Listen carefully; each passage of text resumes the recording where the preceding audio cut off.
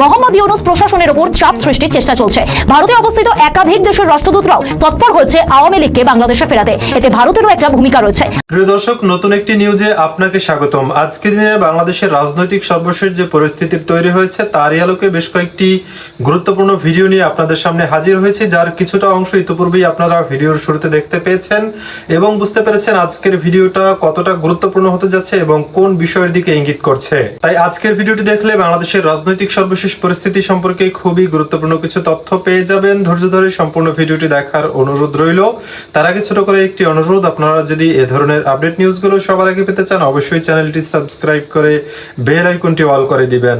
যারা ইতিপূর্বে সাবস্ক্রাইব করেছেন তাদেরকে অসংখ্য ধন্যবাদ। চলুন দর্শক, একটি লাইক দিয়ে একে একে সেই ভিডিওগুলোর বিস্তারিত দেখে আসি। সোমবার আওয়ামী লীগ নেতা তথা বাংলাদেশের সাবেক মন্ত্রী সাবের হোসেন চৌধুরীর সঙ্গে গোপনে বৈঠক করেছেন 3 ইউরোপীয় দেশের রাষ্ট্রদূত।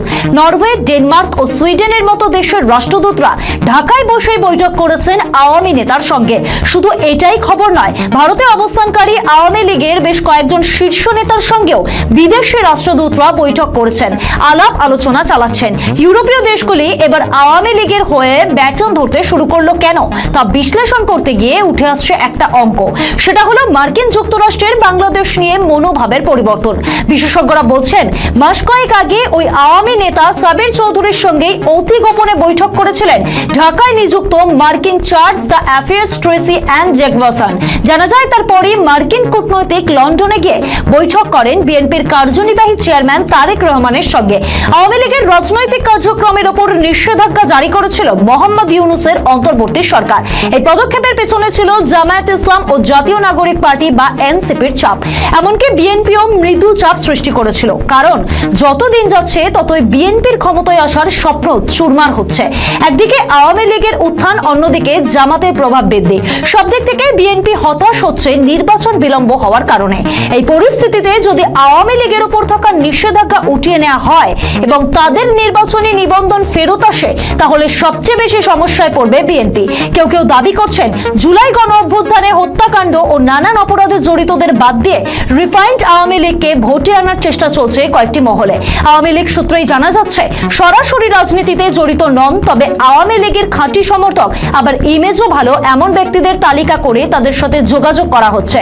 বাংলাদেশের রাজনৈতিক কার্যক্রম নিষিদ্ধ থাকা দলটির নেতা ও সাবেক মন্ত্রী সাবের হোসেন চৌধুরীর নেতৃত্বে এই প্রক্রিয়া চলছে।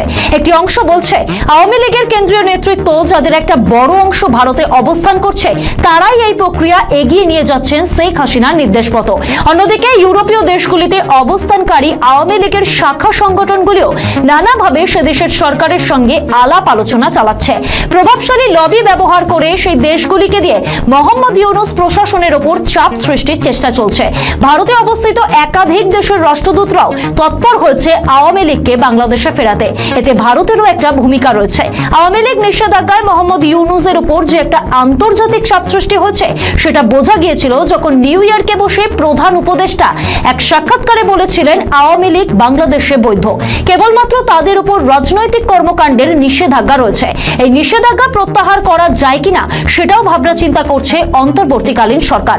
লক্ষ্য করলে দেখা যাবে মোহাম্মদ ইউনূস এই বার্তা দিয়েছেন মার্কিন যুক্তরাষ্ট্রেই বসে, আর সেখানে 11 দিন থাকার পরও একবারও কোনো মার্কিন কর্মকর্তার সঙ্গে তিনি বৈঠক করতে পারেননি। ফলে বাংলাদেশ নিয়ে যুক্তরাষ্ট্রের বর্তমান অবস্থান অনেকটাই পরিবর্তন হয়েছে। এরপরই আসরে নেমে পড়ে ইউরোপীয় দেশগুলি।